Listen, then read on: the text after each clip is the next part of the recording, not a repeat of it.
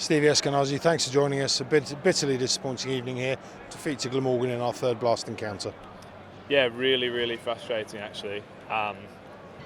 You don't mind losing games of cricket, but the way in which we wrestled momentum on many occasions tonight, the way in which we put ourselves in positions to win the game, particularly after the first 10 overs with the bat and in that middle period the ball, we deserved more than what we got, and I feel like we just haven't taken advantage of the hard work we've done. And I guess there's no point doing all the hard work if you can't capitalise on it, and I think anyone who watched that game will agree with me that there are times where we could have taken the game by the scruff of the neck and we weren't good enough to do it at the right time, and we ultimately paid the price.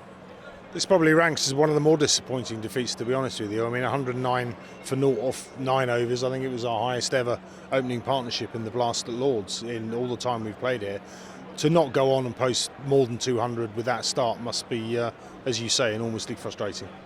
Yeah, absolutely. And we want to play a positive brand of cricket, and I think Martin and I showed that's the way we want to entertain our fans, and we want to get big scores on the board. But I don't think you can take away from having to be smart. We're playing high quality opposition, and just because you got 109 in the first 10 overs doesn't mean you get 109 in the next 10.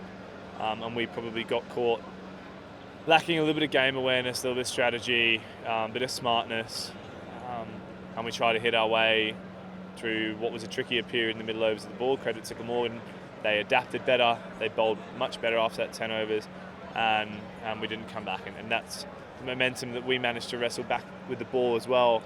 And we couldn't take our chances, and as I said, when you don't take your chances against quality oppositions, they're going to bury you. Yeah, I mean, Sam Northeast has had a bit of a year so far here at Lords. We gave him a really good chance when he was on 40 odd, added another 25 runs. Chris Cook put down on, I think he was on 2 when he was put down. Chances like that are taken and you win the game. Yeah, I think it's as simple as that. As I said, there's no point doing all the hard work if you can't capitalise on it. No point building the pressure if you can't take the wicket. So that is something that a young bowling group's going to have to figure out pretty quickly. A young fielding group's going to have to fill it out pretty quickly, because while we are doing better things, the scoreboard doesn't lie. And if you can't take those opportunities in nice games, that's what good teams do. That's what Surrey do. That's what Lancashire do. That's what high quality opposition do. So we're just keeping the door open for too long and letting sides get back in the contests. And I have no doubt that we will shut that door. We will get better at icing games. But it's going to have to happen quickly, because it's very frustrating.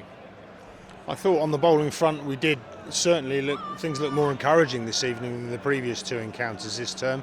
I guess when you're leaving 40, 50 runs out there, when you're probably hoping to post 210, 220, you're then well in the game, and you can probably afford to bowl to the plans you bowled to tonight and still come away with the win. Yeah, absolutely. I think both camps up there need to take responsibility. The batting group were 30 at one point, probably 30 light. Certainly 15 to 20 light, which was our own doing, taking poor options, not utilising the dimensions of the ground. And with the ball there, started poorly again. It's been a feature of our bowling for a little while now. And I know that the bowlers who bowl at the top are fine bowlers, really good bowlers, and can do a really good job. So if we can be slightly better there, we can take our opportunities in the middle, and we can be more clinical with the bat. Those are the 3 things, and it sounds ridiculous, but you're going to be in a far better position to win that game of cricket. So, I'm really frustrated. I'm really disappointed, because I know our supporters out there, and I know the people in the dressing room and the players are feeling the way we've played, but, we're not far off taking 2-3 balls in that bowling innings and we win that game of cricket. So, hopefully we can do that in Canterbury. I guess when things are against you, things just keep going against you. Obviously, 2 players we signed this year, Leas Deploy and Henry Brooks, both that we hope would play big parts in this campaign.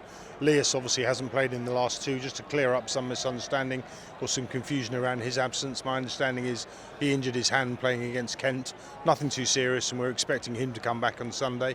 Obviously, Henry Brooks, we saw some bright signs from today. He picked up a 3 for. Yeah, precautionary with Leas. Took a catch, tumbled, maybe some ligament damage or something, not too serious, but it's a long campaign, it's a long season. Putting someone out in the firing line when they're not quite right just doesn't seem like the right thing to do. So he needed the time, he couldn't bat properly the last couple of days, so we're hopeful with a couple more days rest he'll be fit and ready to go, which would be a hugely important, massive player for us and a leader in the dressing room. Brooksy is a player who's played at the next level in this competition in the 100 and the SA20, and he's going to be really important for us going forward. So throwing him into the mix of those seamers, we know his ceiling's extremely high. we know he can add value. He showed that today, and hopefully with a bit more confidence and a few more games under his belt, he can fly really high. Eski, keep the faith and good luck on Sunday. Thanks.